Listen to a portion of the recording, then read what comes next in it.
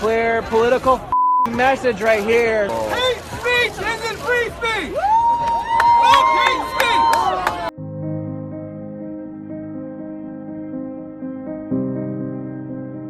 You have to put your idea in the marketplace of ideas, and it has to be discussed and debated. It's not just the right of the person who speaks to be heard. It is the right of everyone in the audience to listen and to hear. And every time you silence somebody, you make yourself a prisoner of your own action because you deny yourself the right to hear something. The moment somebody says, yes, I believe in free speech, but I stop listening. I believe in free speech, but people should behave themselves. I believe in free speech, but we shouldn't upset anybody. I believe in free speech, but let's not go too far. The point about it is the moment you limit free speech, it's not free speech. Well, you can't say anything about anything important ever without offending probably the person you're talking to. Important speech about important issues, especially contentious issues, is instantly offensive. So for us in the West, in the United States of America and Europe, our soul, the fundamentals of who we are, is about free speech. Without freedom of speech, we are dead. We can't live in a country without freedom of speech. I prefer to die than live like a rat. I don't know. I haven't the time to be afraid. Papers spilled everywhere, splashed with the blood of the dead and the injured.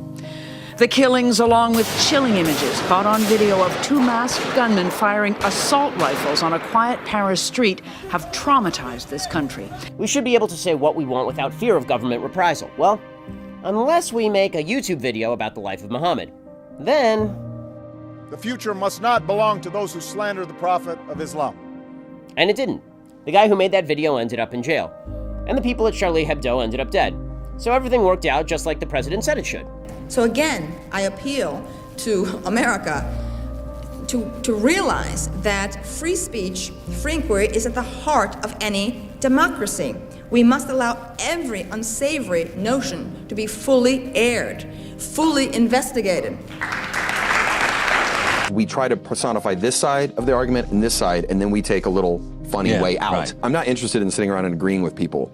Right. And where we live is like the liberal part of the world. And not because there's a group think. There's a group think, and you only get to some new truth by argument and by dissent, and it's like some of it is just, we just play devil's advocate all the time. There's all those cases that we don't hear about, or that aren't campaigned for. Not famous journalists or politicians who already have literal soapboxes, but the people who don't, and who don't have people standing up for them, who just nick across one of the tripwires of our time and find their lives turned upside down with no one taking much of an interest in them. The Bill of Rights was the big thing. Freedom of speech. Because nobody had freedom of speech in the world. No, you can boo the president. Boo!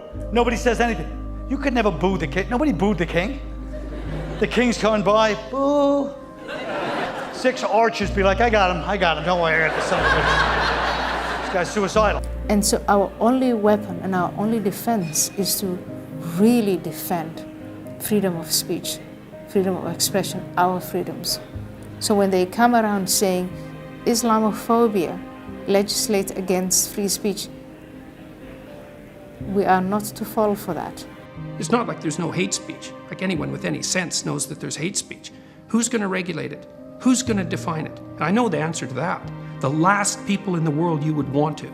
And then we cross another barrier and we allow the government to compel speech for some hypothetically compassionate reason? No way. Bear in mind, ladies and gentlemen, that every time you violate or propose to violate the free speech of someone else, you, in potentia, you're making a rod for your own back.